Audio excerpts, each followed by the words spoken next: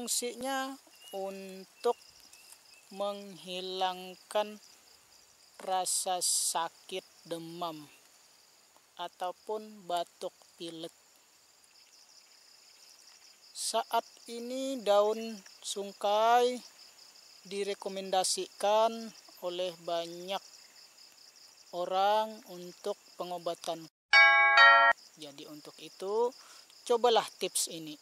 Sore ini saya akan memberikan atau menyampaikan suatu tips sehat yang sudah turun-temurun kami pakai atau kami amalkan, yaitu penggunaan daun sungkai dan daun sambung.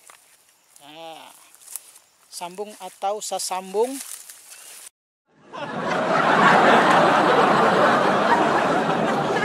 Nanti daun itu direbus dicampur dengan daun sungkai.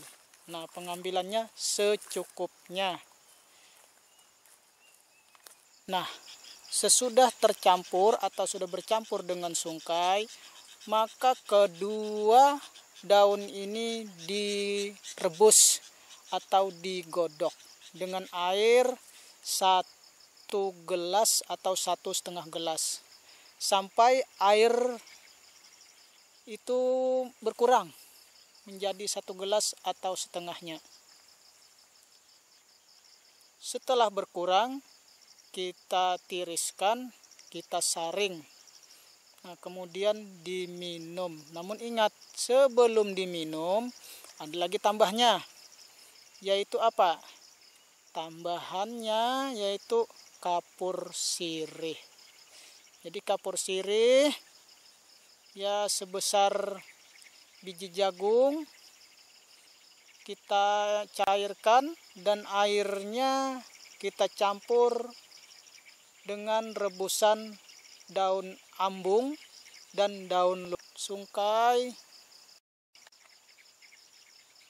Nah, setelah diminum, mungkin kalian akan merasa pahit atau terasa mau muntah karena rasanya yang khas dan tidak enak.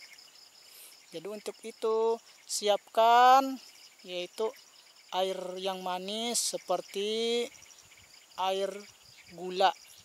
Nah, baik itu madu ataupun gula merah ataupun teh manis. Jadi sesudah minum habiskan, jangan berhenti, habiskan kemudian minumlah air gula untuk menawarkan rasa pahit. Nah, semoga tips saya kali ini membawa manfaat bagi kita semua.